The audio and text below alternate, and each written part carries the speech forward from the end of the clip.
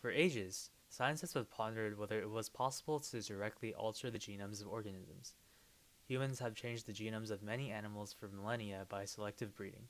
A common example of this is breeding a male horse and a female donkey to get a mule offspring.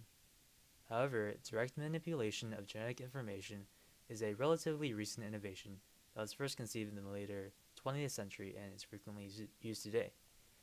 It is called genetic engineering or recombinant DNA technology. Genetic engineering is defined as the direct manipulation of an organism's genome using a set of technologies to change the genetic makeup of cells, including the transfer of genes within and across species boundaries. But how does genetic engineering actually work?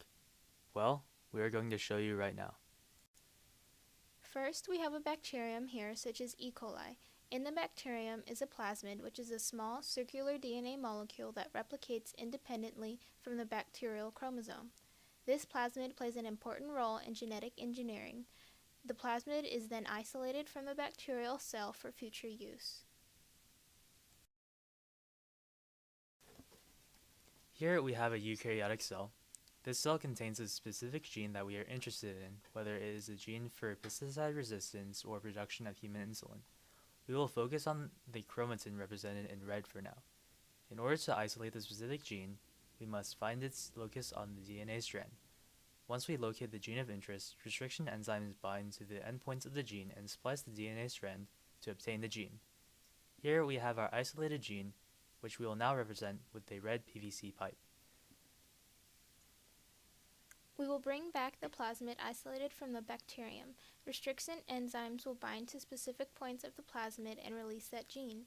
At the same time, the gene of interest moves towards the plasmid and complements with the sticky ends of the plasmid. Ligase then binds the gene of interest to the plasmid.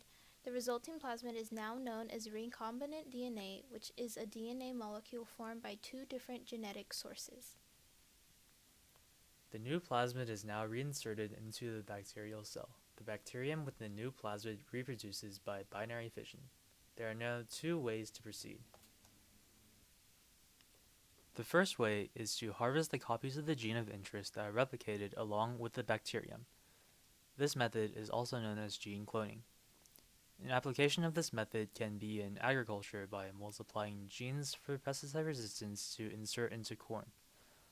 Another use is in the pea glow lab, in which E. coli bacteria was modified by inserting the green fluorescent gene found in jellyfish to make it glow green.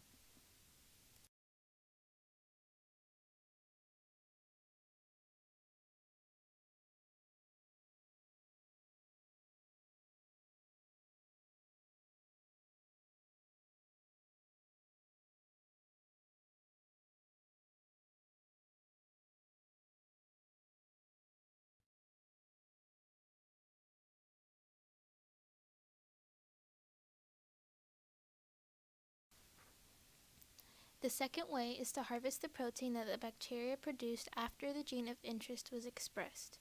An application of this method is to produce and harvest synthetic insulin in bacteria